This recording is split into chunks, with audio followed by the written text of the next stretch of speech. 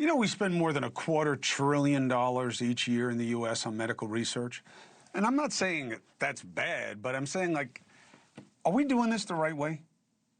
Because obesity is going up, hypertension is going up, diabetes is going up, heart disease is going up, and everybody keeps saying that prevention is everything, and yet all the things that we should be preventing are getting worse. So my next guest says, will you put me on? There's an answer. He's the co-founder of the American Center for Cures. That's the key word. Lou Weisbach. Lou, thank you very much for taking the opportunity. Thank you, Chris. I appreciate being on. So what needs to change?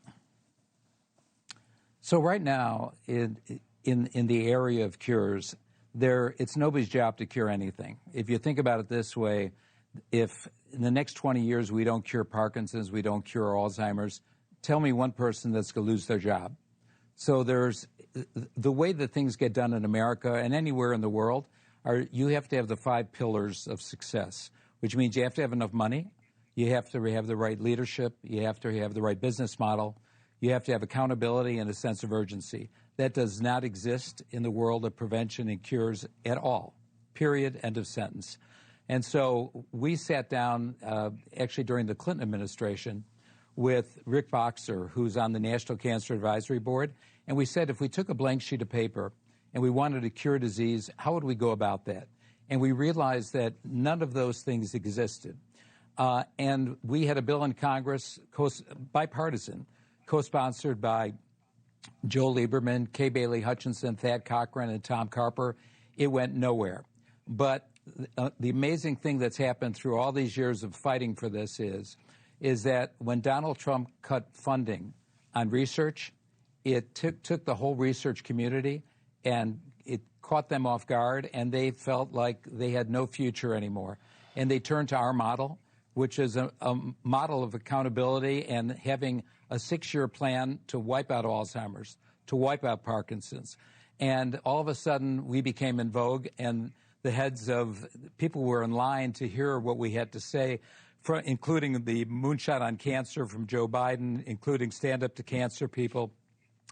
And it's catching hold. So we decided to use this opportunity when the country is more divided than ever to take this one issue that's the exact same issue for everybody in America, rich or poor, regardless of ethnicity, Democrat or Republican, and say we now have a 100% issue. Disease is the same thing, Chris, for your family, as for people living on the street, as for veterans, exact same issue, and we're not doing anything about it. So we now have a bill that we're going to bring to Congress, but we're not going to be able to get it through unless the public demands it. The people in Congress with an 11% approval rating, and they keep getting reelected, and I've heard you talk about that before as well, says we have to demand from them, if they want our vote in the midterm, we have to demand from them immediate passage of the American Center for Cures. Because not only is it going to end some of the most horrific diseases that we have, but financially it makes sense for the country as well. Because we're going to be selling $750 billion worth of bonds over a 6-year period, $125 billion each year. And the interest on that in the first year is $6 billion, $12 billion in the second year. If our only success was ending diabetes, we would save the federal government $750 billion a year and growing. But so Lou, this plan, Lou, yes, you're making an assumption that things can be cured.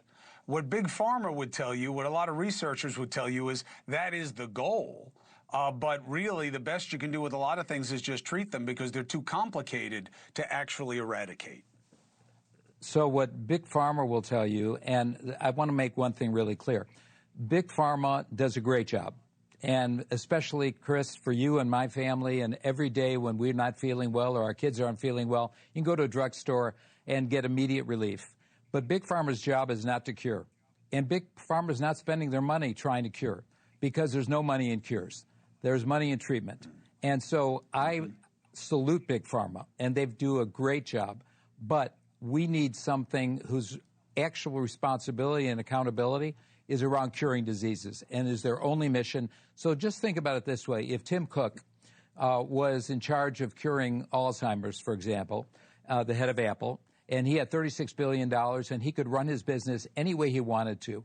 With AI today and with all the accumulated knowledge and knowing how a CEO runs a business and knows they're accountable and responsible. I ran a public company. I ran a company for 27 years. If I didn't get the job done, I'm gone, and my shareholders lose money. And so we don't have that in healthcare at all.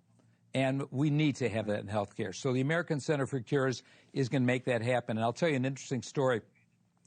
I reached out today, actually, to one of the biggest real estate companies in the world, Cushman & Wakefield, and explained what we were doing. They sent out this morning to 52,000 employees around the world, and I'm doing this with every major company, a letter endorsing what we're doing and saying stand up. Good. And stand up and do step. reels. Yeah, and stand up and do reels about people that you've lost in your family that if the American Center for Cures had been established years ago, would still be with you. Smart. Look, Lou, we got to change something because what we're doing is not working.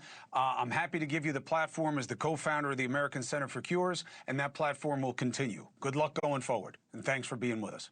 Thank you for watching. Subscribe below and download our NewsNation app right now on your phone, and you will get fact-based, unbiased news for all Americans.